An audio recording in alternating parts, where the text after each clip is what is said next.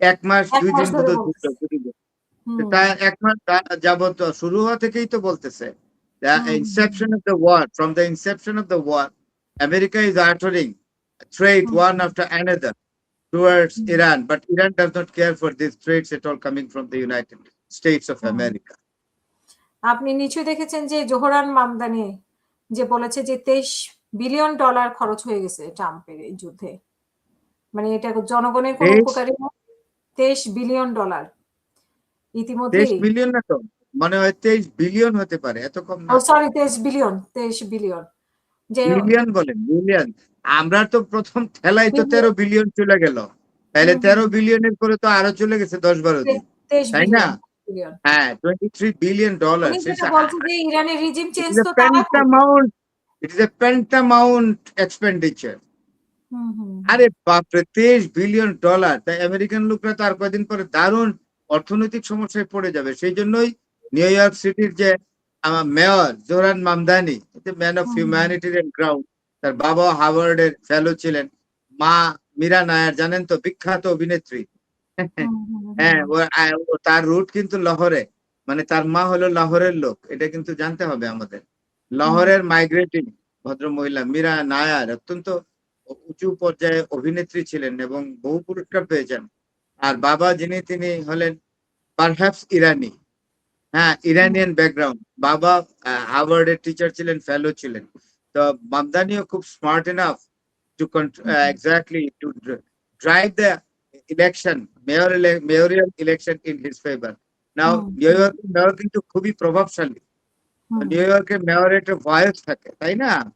তো সেটা জোহরান মামদানি একেবারে কম বয়সে মেয়র হয়েছে এবং রীতিমতো কিন্তু ডোনাল্ড ট্রাম্পকে থ্রেট করেছে যে আমিও দেখবো।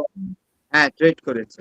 তো সুতরাং সারা ওয়ার্ল্ডই এখন খুব, মানে ডোনাল্ড ট্রাম্প লোকটার প্রতি এত ঘৃণা, এবং লোকটাকে একটা সুস্থ মানুষ হিসেবে পৃথিবীর কোনো মানুষই আর বিবেচনা করছে না।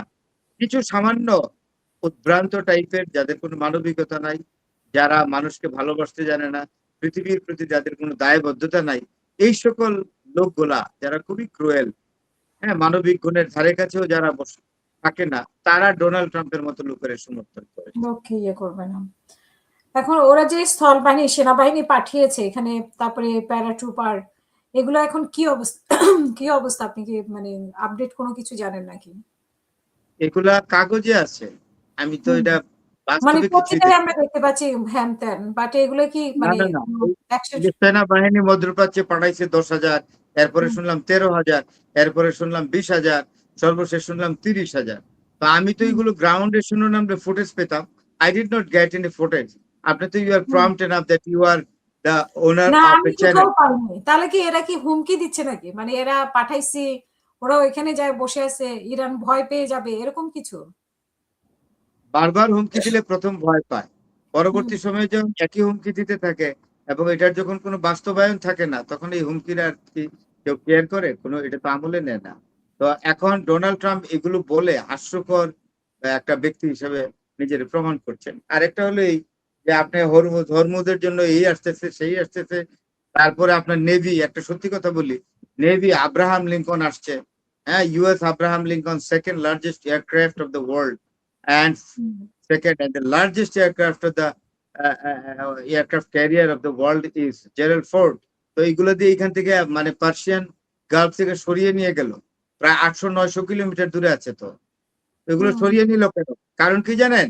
এই যে যুদ্ধটা হচ্ছে এখন ইরান এবং ইয়ার সাথে, আপনার আমেরিকার সাথে, সাথে ইসরায়েল আছে আমেরিকার সাথে, এই যুদ্ধটাতে একটা জিনিস প্রমাণ হয়ে গেছে যে কিছু কিছু জিনিস আর কাজে আসে না যুদ্ধের।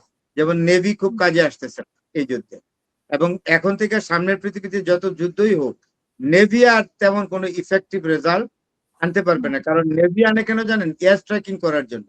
কারণ নেভি যুদ্ধ জাহাজ, মানে জেট ফাইটার গুলো আপনার এয়ারক্রাফট ক্যারিয়ারে গিয়ে নামে, আপনি বম্বিং করে আবার উঠে গিয়া।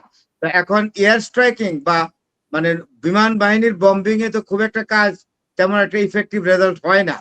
যেটা আমরা দেখলাম, ইরানকে বম্বিং করতেছে প্রচুর, কিন্তু ইরান কি একেবারেই শুয়ে গেছে? নো, এর চেয়ে বেশি কাজ করে বিভিন্ন ভার্সনের মিসাইল গুলো, প্রম্পট, খরচ কম এবং দ্রুত, বিমানের চেয়ে দ্রুত।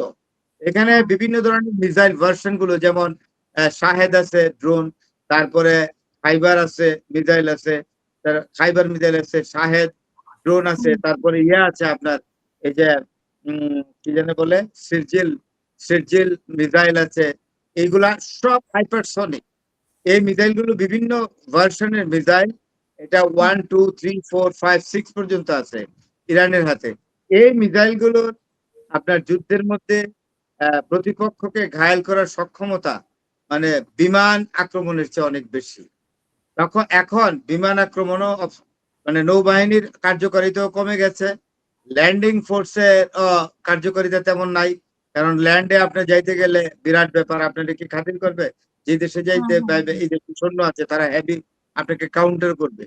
তারপরে তারপরে আপনার বিমান বাহিনীর ইয়াও কমে গেছে, যে তারা বিমানে হয়তো খুব একটা সুবিধা না। এখন হলো সব মিসাইল, এখন বিভিন্ন ধরনের মিসাইল। আর মিসাইলও টমাহক এবং প্যাট্রিয়টিক মিসাইল যেগুলো আগে ছিল আমেরিকার, এগুলো এতটা কার্যকরী না। বরং ইরান যেই বিভিন্ন মিসাইল বের করছে, যেগুলো এগুলা শাহেদ ড্রোন বের করছে, এগুলো খুবই কার্যকর।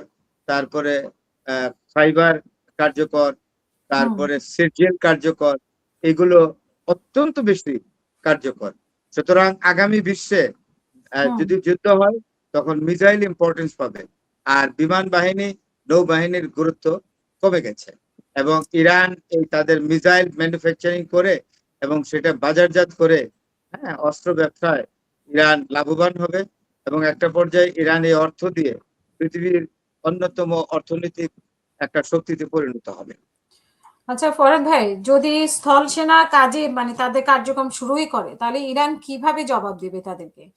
এটা একটি বিষয়। আর কার্যক্রম শুরু করে নাই, আমার যেটা মনে হচ্ছে এখনো যেহেতু করেনি, তারা একটা ফিজিবিলিটি স্টাডি করেছে যে এটার প্রাসঙ্গিকতা কতদূর বা এটার সুযোগ কতটুকু ল্যান্ড ফোর্স নামে ইরান দখল করা। তারা প্রস এন্ড কনস যাচাই করে তারা একটা রিডিং পেয়েছে। রিডিং হলো এই যে ল্যান্ড ফোর্স নামে, অর্থাৎ ফুট অন দ্য গ্রাউন্ডে কোনো কাজ হবে না, বা ফুট অন দ্য গ্রাউন্ড সম্ভব না ইরানের ভূমিতে। ইরানের ভূমি অত্যন্ত স্ট্র্যাটেজিক আপনার টেরাইন, ল্যান্ড। ওইখানে ল্যান্ড করা কোনো বিদেশি শক্তির সৈন্য গিয়ে ওইখানে পদাতিক বাহিনী ল্যান্ড করে, ইট ইজ রিয়েলি টাফ। সুতরাং এটা আমেরিকানরা এক্স্যাক্টলি সেই জন্য তারা আর এগোচ্ছে না। এটা না প্যারাট্রুপ, এই জন্য তো প্যারাট্রুপ নিল তারা, তো প্যারাট্রুপ দিয়েও তারা কাজ করতে পারবে না। আপনি কি দেখছেন প্যারাট্রুপ যদি ইরানের মূল ভূখণ্ডে নামতে থাকতো আকাশ থেকে, তাহলে ফুটেজটা তো আপনি আমার আগে পাইতেন, because you are living in London. তাহলে you are very prompt exactly to take the footage.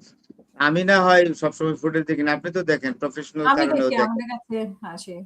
যাই হোক, আমরা আপনার প্রফেশনের কারণে এটা দেখেন। আমি মনে করি perhaps you did not find any paratrooper exactly landing on the ground of Iran. No no, not at all, I didn't find. তো প্যারাট্রুপার মানে নিয়ে রাখছে আর কি, সৈন্যদেরকে ওইখানে নিয়ে রাখছে, দেখা যাক কি হয়। এখন যে মধ্যস্থতা করা হচ্ছে, সেই মধ্যস্থতায় কোনো লাভ হবে কিনা, যে ওই যে পাকিস্তানের মধ্যস্থতায় 4টি, আবার বেইজিং কে ওইটার মধ্যে ইয়ে করলো না, এখন চীন আবার এটার সাথে চীনকে পাকিস্তান করছে। আজকে ইসাকদার গেছেন, যিনি একাধারে ফরেন মিনিস্টার আবার উপপ্রধানমন্ত্রীও। He visited already, he is already in China. তো উনি বলছেন চায়নার পররাষ্ট্র মন্ত্রীও খুবই আর্টিকুলেট ডিপ্লোম্যাট, ব্রিলিয়েন্ট ডিপ্লোম্যাট। সেই লোকটার সাথে বসছে, তারা 5টা পয়েন্ট নাকি তৈরি করছে। পয়েন্ট গুলো এখন আমি ভালো করে দেখিনি। when I will get these points then I'll relate you tomorrow in your show. অসংখ্য ধন্যবাদ ফরাদ ভাই আপনাকে আমাদের সাথে যুক্ত হওয়ার জন্য এবং আপডেট ইনফরমেশন গুলো দেওয়ার জন্য। অসংখ্য ধন্যবাদ আপনাকে।